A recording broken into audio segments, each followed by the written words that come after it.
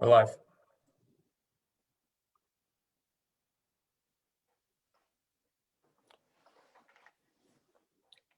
Ken, can you hear us? We're all set to go.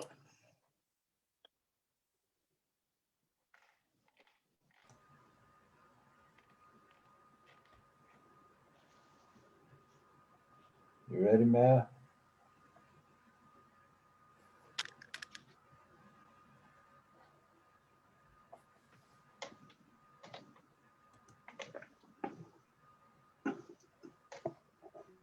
All right. Well, good afternoon, everyone.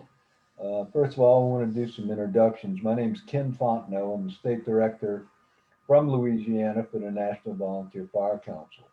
I'm also the past president of the Louisiana State Firemen's Association, and I'm a retired volunteer firefighter and a retired EMT. One of my passions that I've developed over the years as a firefighter is that of providing some assistance to firefighters who are going through some struggling times. We've all talked about PTSD or PTSI, the need for some CIS, CISM, CISD, whatever term you choose to use. And those things are really important in the fire department today. So we have a couple of folks joining us. First of all is Jeff Dill, who I've known Jeff for many, many years, worked with him quite a bit on some of these. Jeff is the founder of the Firefighter Behavioral Health Alliance and is a retired captain of the Palatine Rural Fire Protection District in Inverness, Illinois. Also joining us is Dr. David Ballard. He's an organizational consultant and former head of the American Psychological Association's Office of Applied Psychology. So before we start, just a couple of words about the NVFC, the National Volunteer Fire Council. Our goal is to represent the volunteer small department, small career, and combination paid on call departments at the national level.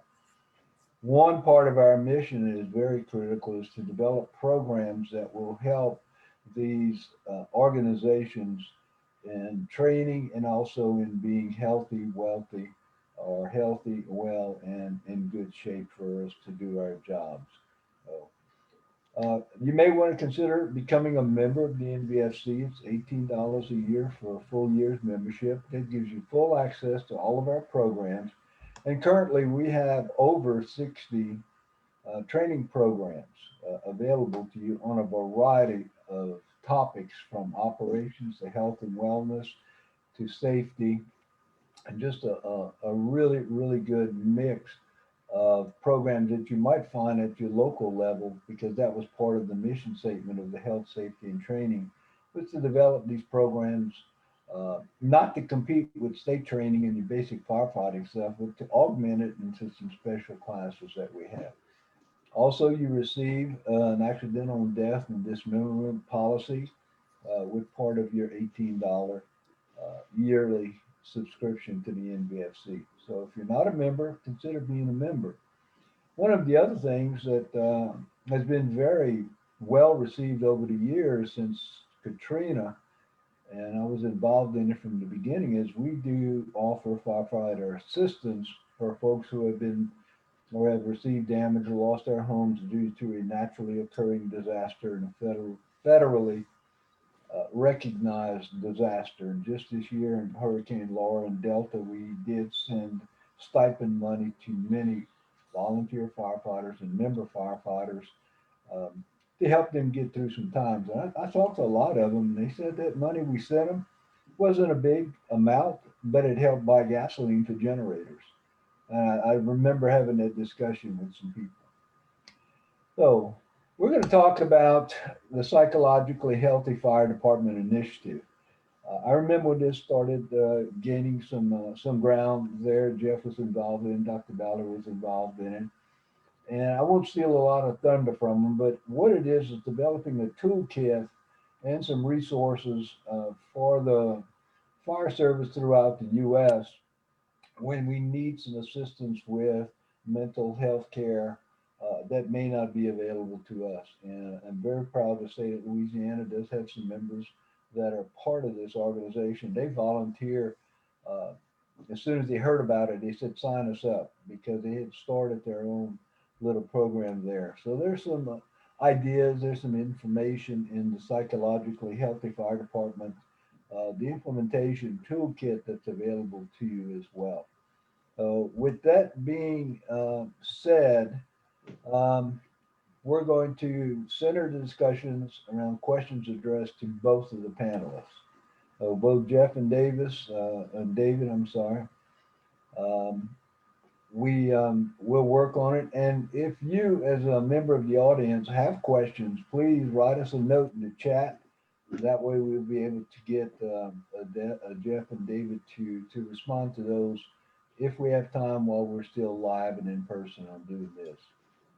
So the first question is an open question for both of our panelists there. And what is the fire chief's role in supporting the psychological well-being of their membership, and how does this relate to the overall success of the department?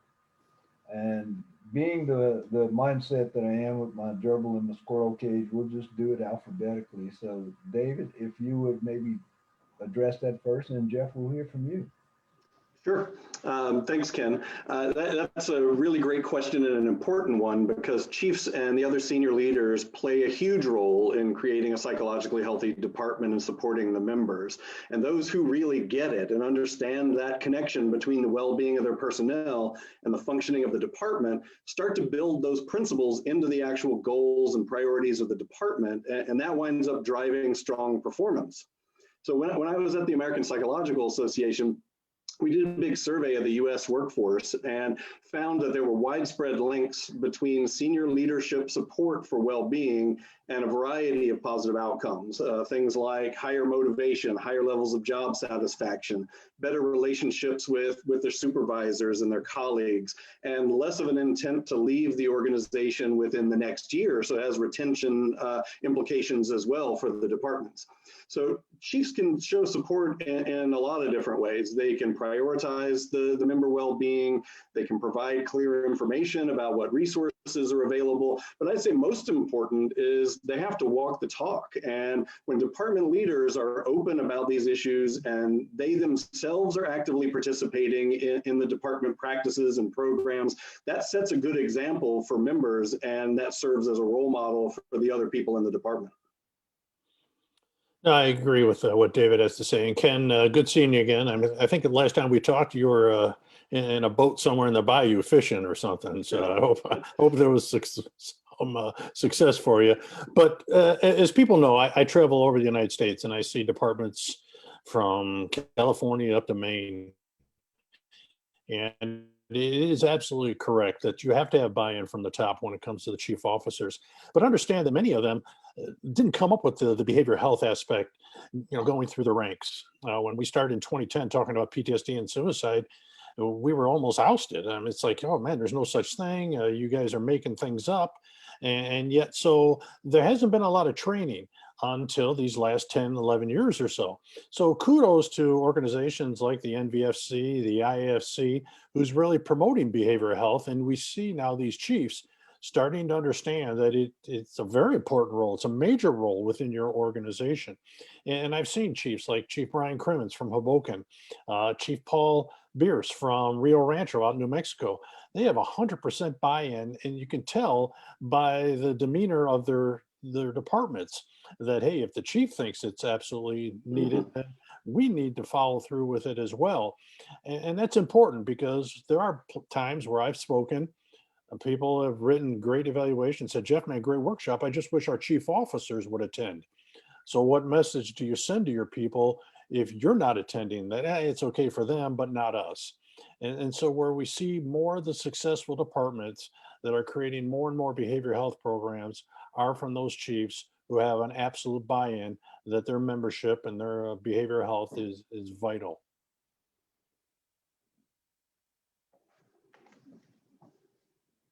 Thank you, Jeff. I appreciate it greatly. Dave, y'all, anything else on this same question here? No, I just agree and echo Jeff's sentiments, and some of the most successful departments that I've seen, it's where the chiefs or other people in senior leadership roles have a personal experience that leads them to be a champion of these issues. And it does convey, as Jeff said, that they think it's important, and that just trickles down through the entire rest of the membership. And I'm really glad to say that I've been involved in stress management with firefighters for almost 30 years and done a lot of work in training departments, both at the company officer level, the individual level, and chief officer level, about recognition of these signs, and fostering an attitude in the department that it's okay not to be okay. And we have a lot of departments now that when they run up across something, they need some help. We're blessed in our state. We've worked on it for years. We have a network of almost 150 responders that will pick up and leave and go to any site or scene and provide that, begin to provide some of those services that are so desperately needed. And this psychological kit with the providers that are in there is another great tool that we have to offer our membership. So, just as a quick note on the side, we also passed legislation about 4 years ago. I got really upset about it, so that our volunteers are covered under workman's comp in the state now for expenses related to professional psychological care. So if we can't deal with it in a peer support manner, we recommend them to, and some of the folks that are there that maybe not doing gratis or others, and it is covered now. Another question for both of our panelists, and Jeff, if you want to take it first, then since Dave went first last time, what are some of the behavioral health challenges emergency responders face, and how can they be addressed using the psychologically healthy fire department's initiative? Well, I think it's important first to explain what that initiative is. And the NVFC approached FBHA as well as David, and it was pretty much a two-part, saying, hey, we need a toolkit to help create this behavioral health aspect. And then we also need a directory in regard to, hey, let's find counselors out there. So I will talk a little bit about the directory, since that was the forte on my part, and then David can go more in depth on what a wonderful job that the NVFC and David has done putting this toolkit together. But I mean, we could talk about the behaviors, and we all know them because behavioral health has been such to the forefront in the first responders. Things like, stress and anxiety and depression, addictions, PTSD, sleep deprivation, and it goes on. And I don't mean to belittle others. I mean, there's financial, there's legal issues. There's just so much going on. And now we add society, the social, the political aspect of it, the COVID, the rioting, all these things have been increasing dramatically in the role of the first responder and how they're getting involved because of, the COVID and riots and just what they see on TV, what they see in their own jurisdictions. So when the NVFC said, hey, let's put together this toolkit, they asked FBHA, can you help find counselors? And I said, absolutely. I mean, I've been doing that for many years, but they decided, let's do something formal. And I said, sounds great, let's do that. And so we have vetted FBHA approximately about 336 counselors across the United States. There are 2 states that we're still working on to find some counselors, and some did not pass through the vetting process. So when the form came in that they wanted to be on the national directory for the NVFC, I would then contact the counselors and speak personally to them, have some conversations. They weren't demeaning. They were just, hey, you know what, this is me as a counselor myself, having 26 years on in the job. I could put a lot of things together and talk the language of both counseling and the fire service, and to make sure that we put people on the list that truly understand what it takes to work with first responders. And so we'll have some great conversations. Many times I'll just say, hey, why do you want to work with a first responder? Because it can be very, very challenging. And a lot of times we get a good laugh on that one because they understand it can be very challenging to work with them and as well as their families. So we have that vetting process. A lot of the people who didn't pass through the vetting was mainly because they never returned calls. After the third call and after 2 weeks and they don't call back, I'm sorry, that just doesn't cut it, because FBHA has heard way too many stories of EAP programs trying to set up appointments for brothers or sisters that are struggling. And they say, well, we got an appointment for you. It's about 2 months away. And we've unfortunately lost many firefighters and EMS that have taken their lives because they just couldn't wait that long. They were just dealing with such severe demons. So that's one of the things that I always talk about. I try to talk to counselors. Hey, what's your response time? What happens if you have on your message that you're not taking any new clients and a first responder comes? And so they say, well, then I'll have to change my message that if you're a first responder, please contact this number and this and that. So there's a lot of in-depth going on, a lot of conversation. And then they have to also watch a link of a 2-hour training that FBHA put on during the summer. We did 3 live trainings. And it's not to teach them how to be a counselor. It's more about the things that we've learned about our culture just to enhance them and assist them. So like I said, the list keeps on growing. We just got another one this morning that I have to call and vet. Our goal is hopefully to get close to 1,000. I started last March. We're at about 300. And like I said, we're in 48 states. So we'll just keep on going along for our brothers and sisters. And if you can download it off of the NVFC .org, or you can go to ffbha.org, and it's under resources. You'll see the link to those list of counselors. And if they're the good thing, I always say this, the one good thing about COVID, and I'm struggling, I'm in my 12th day of COVID, but hopefully that telehealth has really enhanced the ability for our brothers and sisters to talk to counselors across their states. And they can sit in the comfort of their home and have some counseling sessions. So that has been just one tremendous benefit for our brothers and sisters in the first responder world. Oh, like I said, if you have any questions on the National Directory, I put my contact information in the chat. You can send me an email later on, and I'll answer any questions I can in regard to that. So thanks, Ken. Dave, you want to address the same question? Do I need to repeat it? No, sure. I've still got it.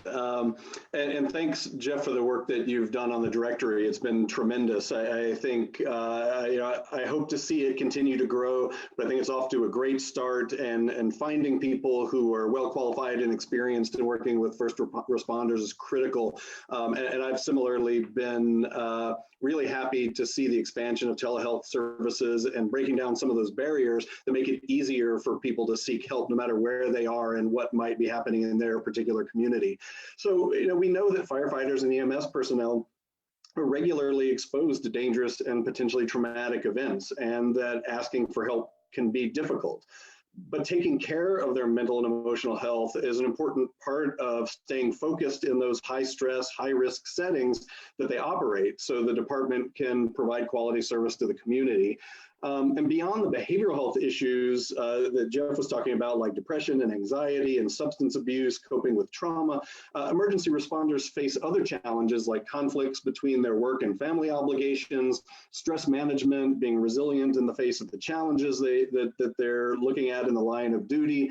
And all this is on top of the life challenges that we all have to deal with one way or another, like relationship issues, family issues, job and career, money and finances, physical health, managing chronic health conditions, and so on. One of the advantages, I think, of the psychologically healthy fire department model and approach is that it's really broad-based, and it takes a comprehensive view of well-being. It really looks at the whole person, including their family and the entire department when it tries to address these issues. A lot of times in health and wellness efforts, the emphasis is all on the individual, and it's about helping people build the skills and get the resources they need to be able to cope with whatever gets thrown at them. And personal responsibility is important in this situation, but it's a lot more effective when it's a shared responsibility. That way the department culture is supporting those individual efforts, and it makes them more likely to be successful. And then when you put it all together, collectively, all those individual actions, what they're doing helps strengthen the department and helps them serve the community even better. So I think it's a great comprehensive approach that's not looking at one piece in isolation. It's looking at the whole picture and trying to address that and support everyone in the situation. Thank you, Dave. And I'd like to add a couple of things. A few years ago, 4 or 5 years ago, Pat Morrissey with IAFF and myself and another person were on a panel at CFSI in Washington, and we were talking about the mental health issues. And there was two things that really jumped out at me that I remember very distinctly from that. Number one, the IAFF is sort of using the term PTSI instead of PTSD. And their thinking is PTSI means post-traumatic stress injury. And an injury is something that we fix. If you break an arm, you twist an ankle, or you cut yourself, then we want to repair that. And they're treating that type of mental injury now as an injury, and they feel like there's more buy-in instead of calling it a disorder. And I really, don't mean to split hairs or anything else, but I kind of liked the way that thought was going. And the second part of it goes back to what Jeff was saying, was about vetting the EAP providers. There was a lot of pushback from the members of the IFF because the providers didn't have a clue as to what a firefighter did. So they were pushing very hard to get more people, or at least train the providers to what we did so that they would understand. Just like in peer support, we try to do firefighter, EMS, cop. And because it seems to work better, and that was one of the things they were doing. The next one is a question directed at Jeff, and it's the directory, and you covered it pretty well, but maybe you want to expand on it. It is talking about the building the membership within the directory and the vetting process. Could you expand on exactly how you do some of the vetting of those personnel? Yeah, I first off, let me mention about PTSI and PTSD.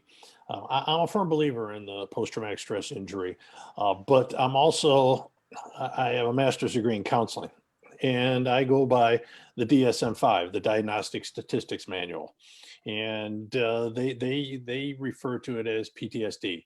So hopefully, when the new one comes out, maybe David could have some insight on that. Maybe they will have PTSI as an injury in regard to that.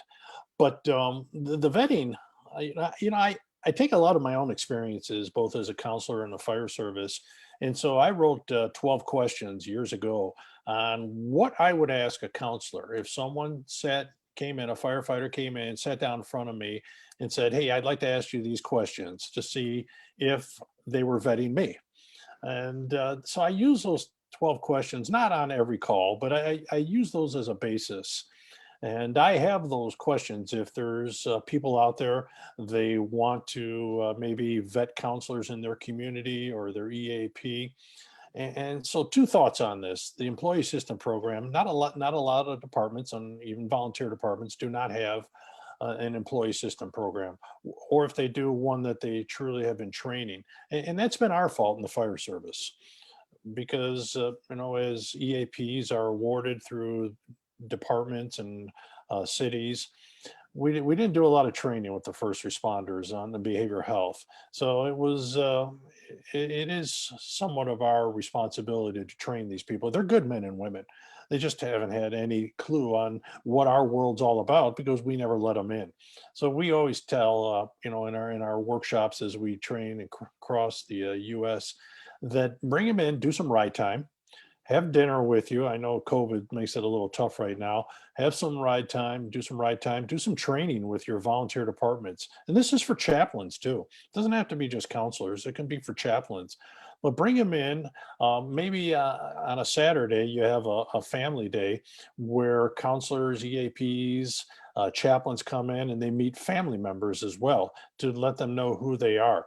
Another thing that we really promote is have your EAPs create a 1 or 2 minute video bio so that they know who they're dealing with and put it on their department websites. Hi, my name is Jeff Dill. I worked very well with first responders in regard to depression and PTSI. Or, my name is Sue. I work very well when it comes to addictions or marriage issues, relationship issues. And that way, you, the member, can see who's over there at the EAP, as well as your families, and you can contact them from home. But why is it so important to have outside resources? And this is where the directory has become so very important. On an average, I usually get 5 to 10 calls a week from fire and EMS looking for a counselor that they can go see. The directory has helped me immensely because now I can go right to the directory. But there are some places that are remote that people want to, be within their own little community. It's important because if I'm a counselor and I have an office down the street from Station Anytown Fire Department, and they come see me, my obligation is to them and not to the fire chief. And that's what's been a vital driving factor of creating directories of counselors outside of the EAP programs. And so, because the bottom line is we want the members to be well. We want their families to be well. We want them to have some great careers, and yet we want them to have a better retirement. Because when we look at our data of almost 1,600 fire and EMS that have taken their lives, the number one known reason for our brothers and sisters taking their lives is marital and family relationships. So we have to really do a pretty good all-around job in trying to find the resources for our people, providing them with many options. Maybe one counselor doesn't work well, so let's try another one. And so that's where the benefit of this directory has been, is that we're seeing more and more people starting to call and using it. And kudos to my brothers and sisters for asking for help, and also to the NVFC for putting this together. Okay, yeah. I remember one time I was very, very distressed because I got called by a firefighter, and their department hadn't done a lot of good work as far as for making it okay not to be okay. And I asked him if he had spent any time with his coworkers, and he said no. They would just use that as something to detriment to his detriment in his career. And it really, really saddened me that this was a fairly large department and they had this sort of environment going on when we're really trying to do something else. So that was really distressing for me. The next question is for David, and it says the psychologically healthy fire department's toolkit was loosely based on the American Psychological Association's Psychology Healthy Workplace. And there are 6 components to it: member involvement, we've kind of touched on it, health and safety, member growth and development, work-life balance, member recognition, and effective communications. Can you expand a little bit on some of those, Dave, and how we arrived at the toolkit to meet that? Yeah, absolutely. This was based on the American Psychological Association's psychologically healthy workplace model. That came out of an extensive review of the literature in a bunch of different areas, from occupational health and safety, psychological science, management, nursing, human resource management, a host of different areas to look at what were the core kinds of practices that helped drive well-being of workers and organizations and performance and success of those organizations. And it fell into those buckets that you mentioned, those 6 areas. So there are a lot of different ways to create a psychologically healthy department. So there isn't a one-size-fits-all approach. This isn't some cookie cutter that every department does exactly the same thing and you get great results. You have to make sure that whatever it is that you're doing fits the specific needs of your members and the unique needs of your department as well. Now, with that said, the kinds of things that contribute to those positive outcomes fall into those 6 categories. And I'll give just a thumbnail sketch of each of those 6 so you know what I'm talking about. And there's some more details and examples in the toolkit that you can download afterwards. So involvement efforts are things that you do to empower the members, to give them a voice in decision making, to encourage them to work together to really make the department even better than it already is. So this can include things like giving members regular opportunities to participate in problem solving and decision making and goal setting for the department. Maybe creating committees or work groups or task forces to tackle particular issues in the department.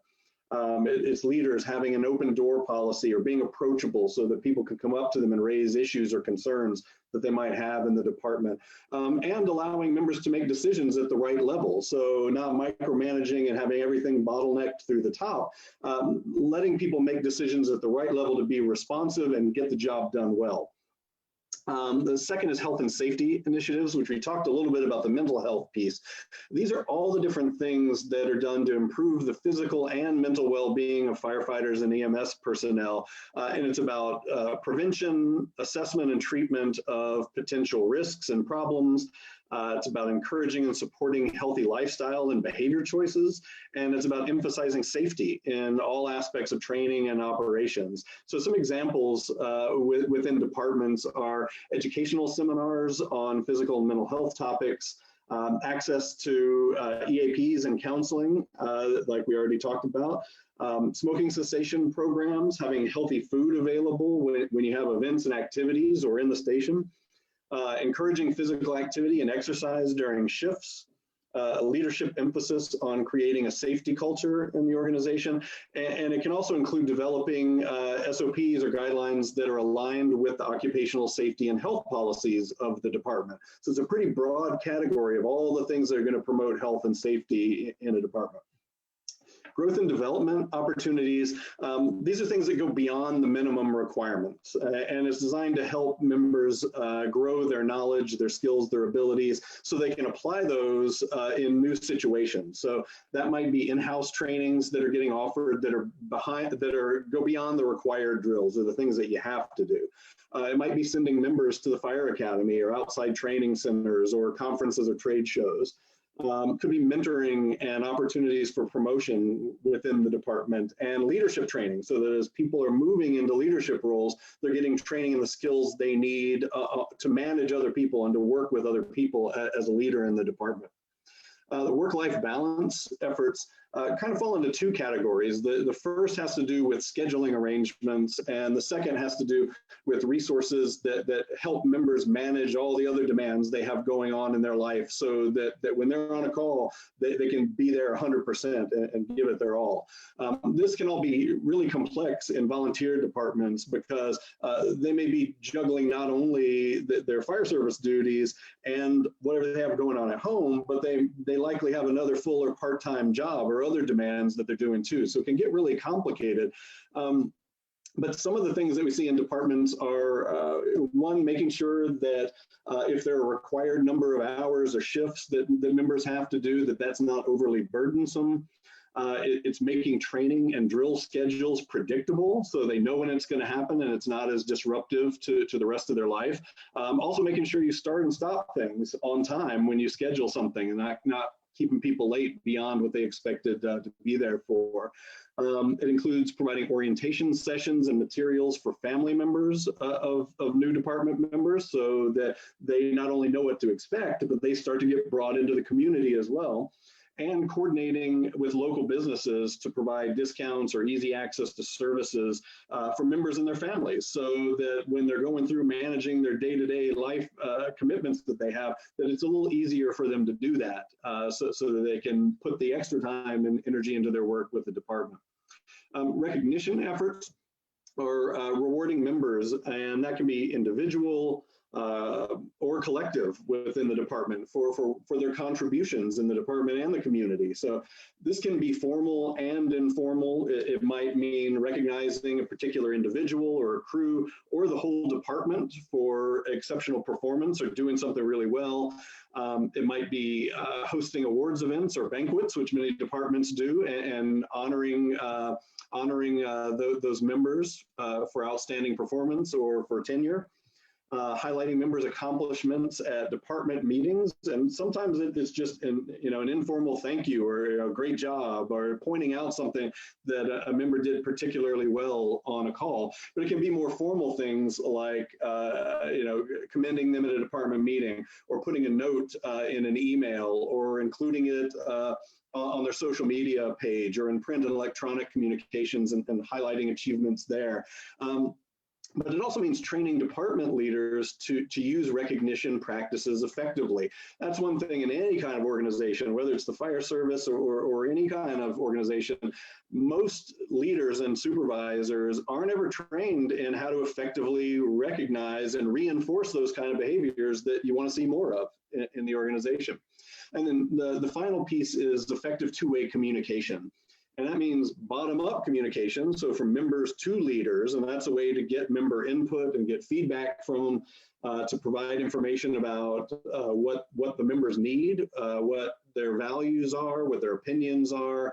And this helps the department select and tailor whatever the programs and practices they're doing to make sure that they actually meet the needs of their members. In a lot of places, the leaders make decisions about what they think the members need rather than ask them.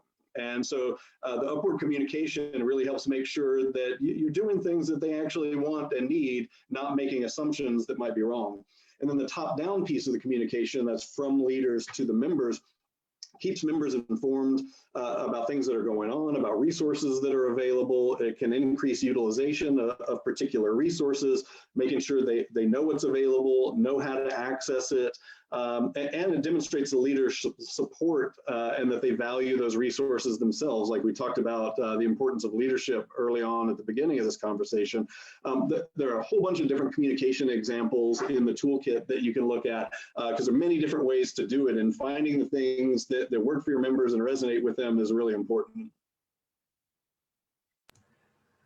The thing you hit on that really a smaller department can utilize very effectively is member buy-in, involvement within the process. Because the worst thing in the world is to have people feel like they're on the outside of an organization they want to be part of. So asking for input when we're doing things is one of the most critical things that we can possibly do. One of the items that's not on our agenda here, but I want to throw it out for just a brief for both of you, Jeff and Dave, and it's something that I'm very, very passionate about, again, is that of emergency responder suicide. The last numbers I saw was officially somewhere a little over 100, but the reporting agency felt like there was probably about a 40% under-reporting because volunteers don't always get picked up as firefighters and suicide. Having hit kind of close to home, we responded to 5 last year in our state, and unfortunately, one of them was my best friend. He was a firefighter, and just one day the demons got to him. So would either or both of you please just kind of weigh in briefly on that? Well, I'll have Jeff weigh in on this because this is his area of expertise, so he can speak to this much better than I can. Thanks, David. And Ken, my condolences on your loss of your friend. For 11 years now, going on 11 years now, FBHA has been validating firefighter and EMS suicides. And we're at about 1,596. I have 3 already reported for 2021 that I have to validate. I take this very serious. I take it very serious. I often wonder why the good Lord put me on this path. But it's been incredible what we've learned. And we try to take this information from our brothers and sisters through the validation process. So I've personally spoken to about 1,550 fire and EMS chiefs or family members that have called us to validate the data and information, because we want to understand why are they taking their lives. And unknown is the number one. They just don't know why. And I cannot tell you the amount of times I've heard from chiefs or family members said that John or Bill or Sue would be the last person that I would ever put on a list that would take their lives. And unfortunately, I think that we're just damn good actors, that when we're struggling with issues, we don't want to break people's expectations. And what do I mean by that? This expectation of how we're supposed to act every time we put this uniform on. I don't care if you're career, EMS, volunteer, we have expectations, and that is, be strong, brave, courageous, handle things on your own. Don't ask for help. Don't bother anyone else. Find your own resolutions. And when we're challenged, either in our personal or professional life, and we're supposed to go it alone, It is darn difficult to do because those expectations, well, they come from our brothers and sisters. They come from the communities that we serve. They come from the traditions of the EMS and fire saying, stand strong, be brave, don't show any weakness.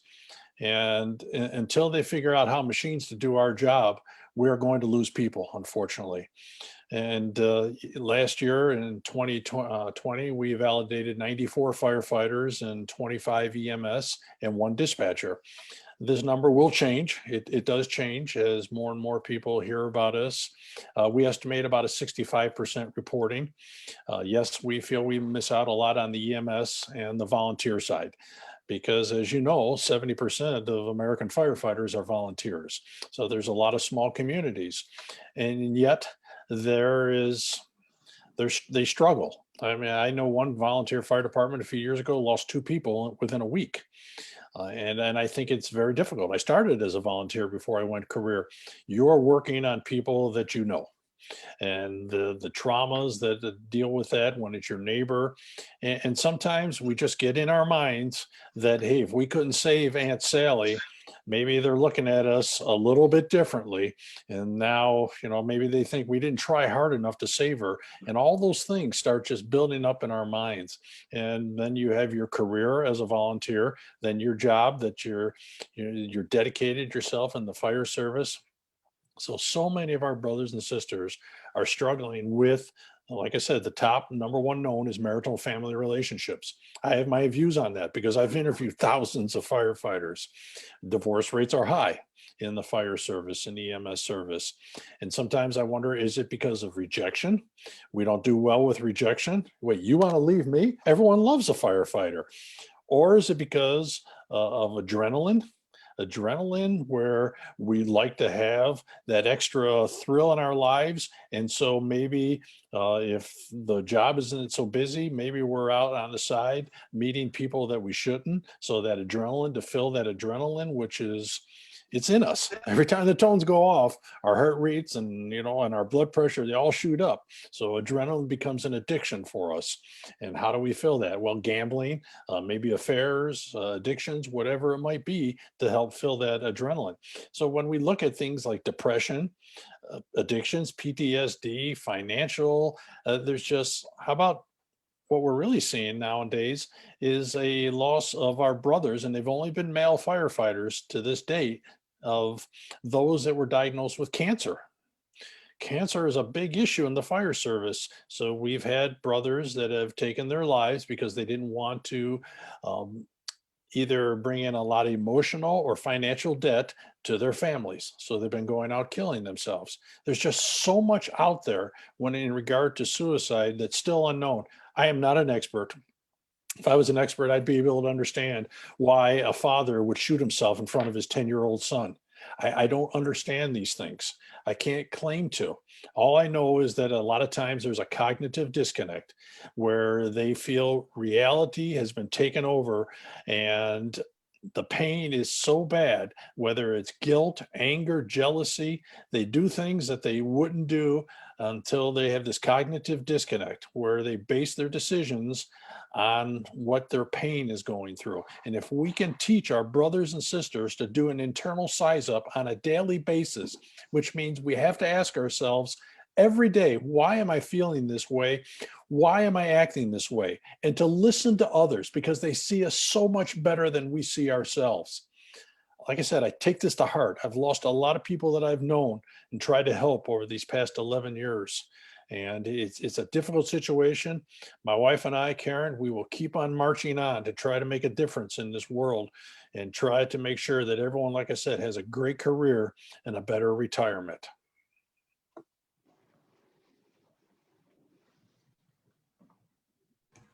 Jeff, thank you very much. And again, it's near and dear to me. We also had a member suicide in our department about 5 years ago, and trying to sort it out, whether it was job related or personal, we just never could figure it out. We just figured they were intertwined and couldn't come up with a very specific reason. But it's something we need to be cognitive of and aware of, and departments who are going to get involved in this process should focus on that as well as some of the other issues we've been talking about. The other thing is a rhetorical question for both of our panelists, and there's 3 or 4 more. I don't know how much time we're going to have to get them done, but we'll work on it. The benefits to emergency responders that come from this, and since Jeff's been straining his voice and he's recovering, so David, you want to take this one first? Sure, I'll just give a short answer to this one.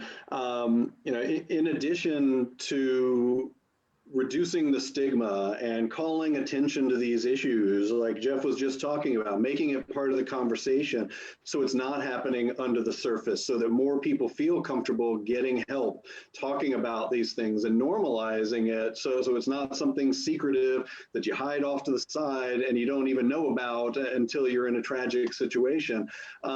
Addressing these and focusing on them lead to improved physical and mental health, obviously, but EMS personnel and firefighters also benefit from better job satisfaction and overall life satisfaction, higher levels of motivation, a better ability to manage stress and to function well on the fire ground and at home in all aspects of their lives. Basically, if members are at their best, the department can be at its best. Jeff, you have anything you want to add to this? Yeah, I just want to piggyback a little bit on what David said, and that's stigma. And understand that there are departments that don't talk about their suicides. And understand that it's also a family choice. It's a family issue. And so you will, and I've been asked this many times, Ken, is that why isn't there an obituary of a lost brother and sister? And like I said, as much as I feel that we should know what's going on so we can understand better to help others, it's still a family issue. And I liken it to this. I have 2 daughters. They're 38 and 36. And God forbid, if anything ever happened to them where they took their lives, I will always be in a protective mode. And maybe I don't want people to think ill will of my daughters. And so we don't talk about it. And is it wrong? Who am I to say? I've never been in that position. I've never walked in any of these shoes. All of these brothers and sisters, these almost 1,600, I've never walked in their shoes, so I can't judge. And that's what I hope to pass on to others is please do not judge our brothers and sisters, what they were struggling with, for maybe years, waking up every day with these demons in their head and showing up for work because they didn't want people to judge them. And it's a struggle for so many. And unfortunately, many do fall prey. But the good news is there has been many saves. And we can't always look at the negative of behavioral health. We have to look at the positives of peer support teams and CISM teams, counselors and chaplains that are understanding our world, and our brothers and sisters who are standing up and getting the help and finding that it's okay to talk about these issues. It's okay to tell their loved ones at home that they're struggling. So I want people to understand that there's so much positive to behavioral health nowadays. And so please don't think that it's negative, that you might be dealing with an issue and you need help. So that's my story. That's a great story, Jeff. I feel your passion, long distance, man.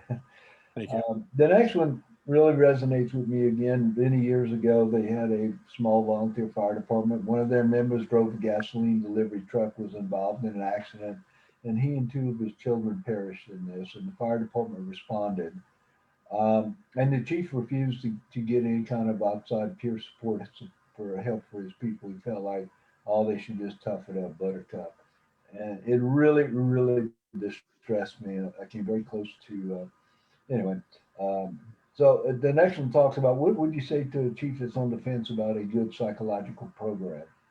Either one, Dave, you want to go first on this one? Sure, I'd say you're going to deal with it one way or another.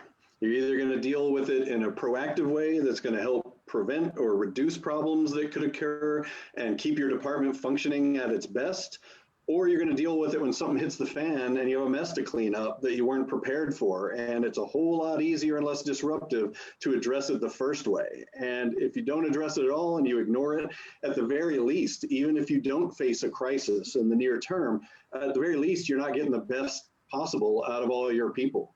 I mean, behavioral health isn't a separate issue. It isn't something that only applies to people who are experiencing a significant mental health crisis or a major mental illness. Behavioral health affects everybody. It's part of all of our lives and our overall well-being.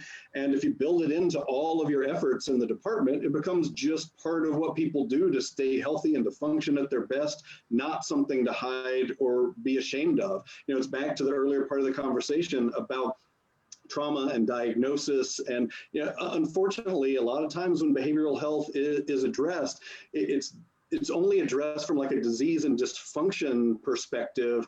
And that leads people to see it as something that, well, you only seek help if you're really having a major problem, or only people who have real, serious issues are going to tap into the EAP.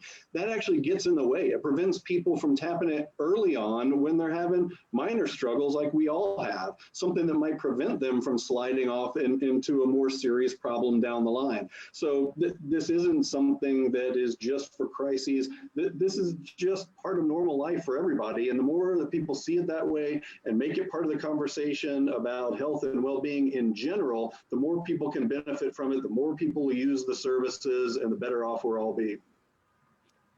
I would say, Ken, in regard to a chief, I would tell him, stand in front of a mirror and just imagine that you just received a phone call that one of your members took their lives, or one of their members has to go off the job because of severe depression.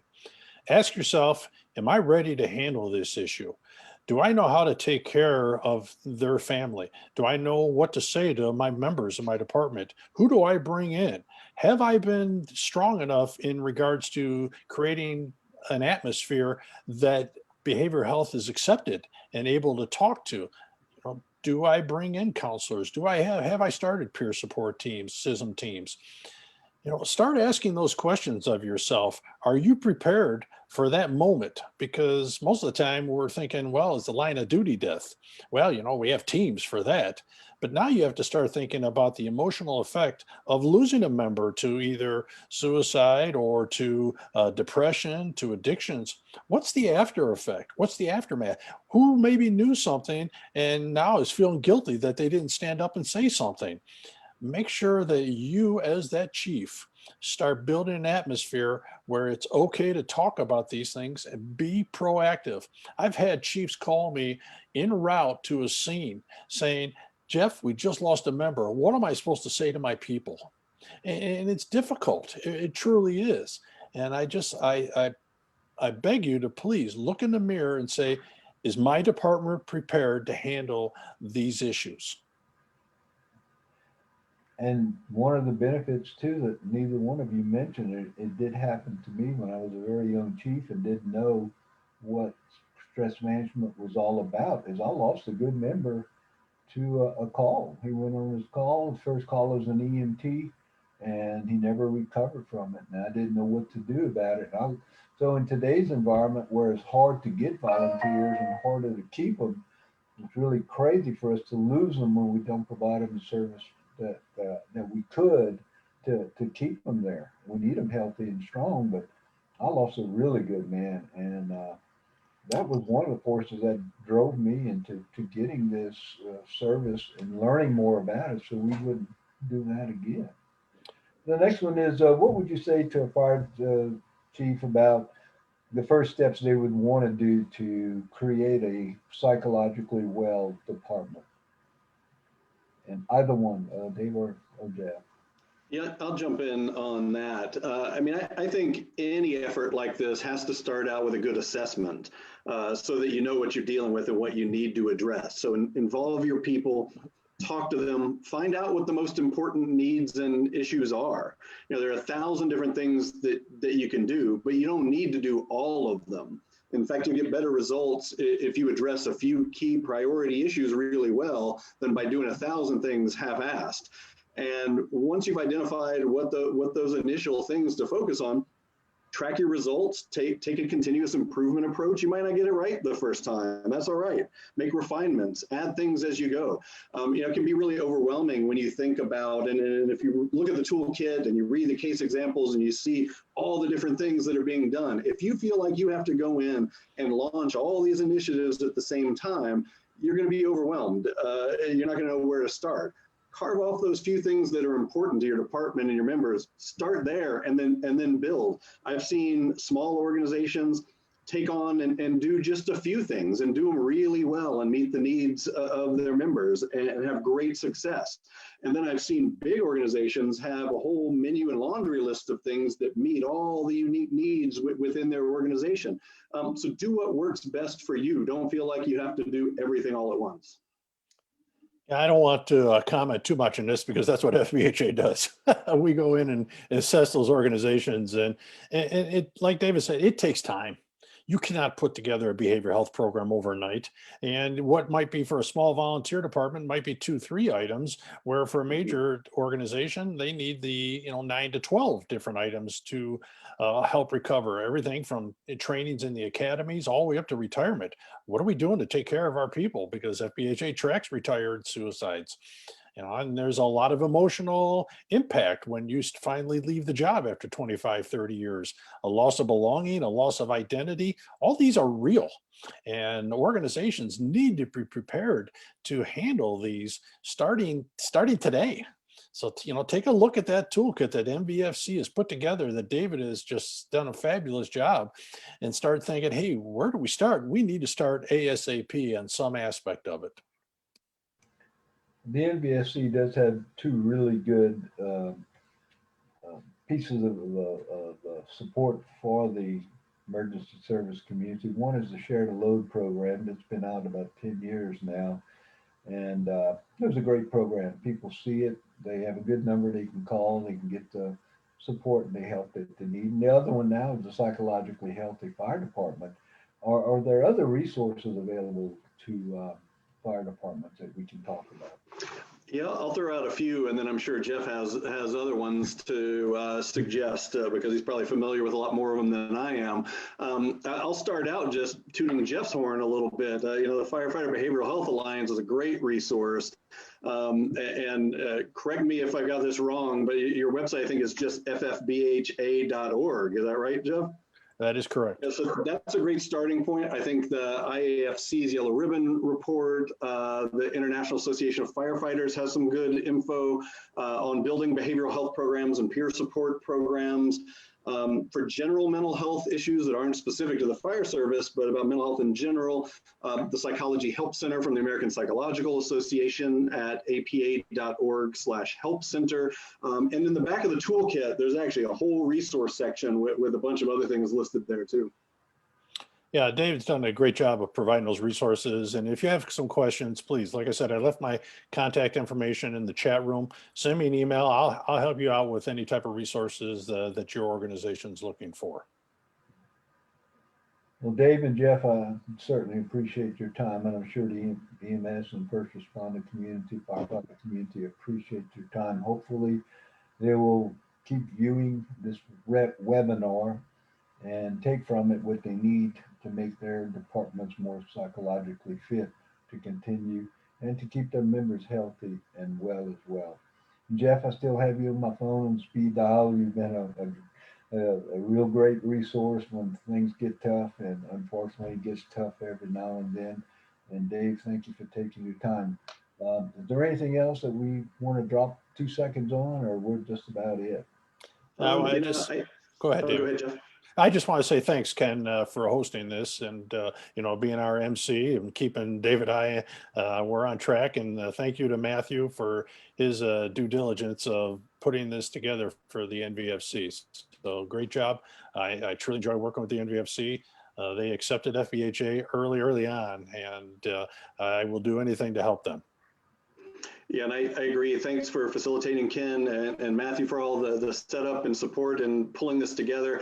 Always a pleasure to work with Jeff. I've been working with him on the health and safety work group and behavioral health subgroup for a while now, as well as on these projects. So always a pleasure to be connected with the good work that you're doing. In closing, I just want to thank the NVFC for focusing on this issue. It's really important. Encourage you to check out the toolkit if you haven't already. There's a lot more information in it than what we talked about here this afternoon, along with case studies and examples from fire departments all across the country. And I have to say, talking to those fire service leaders and putting together the case examples was my favorite part of working on this toolkit. And I learned a lot in the process. So in particular, I want to give a special shout out to Chief Brandon Fletcher at the Gilt Edge Volunteer Fire Department, Lieutenant Kurt Christoffel at the Mount Lebanon Fire Department, and Chief Mike Busey at Stevens County Fire Protection District number 1. They were all extremely generous with their time, and we couldn't have done this without them. And Matthew, thank you for doing a great job of putting this program together. It's really appreciated.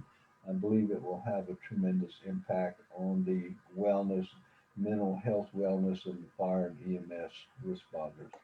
And unless we have nothing else, we'll consider this over. Well, thank you, everyone. Jeff, Dave, safe journeys to you. Matthew. Take care. Thank you.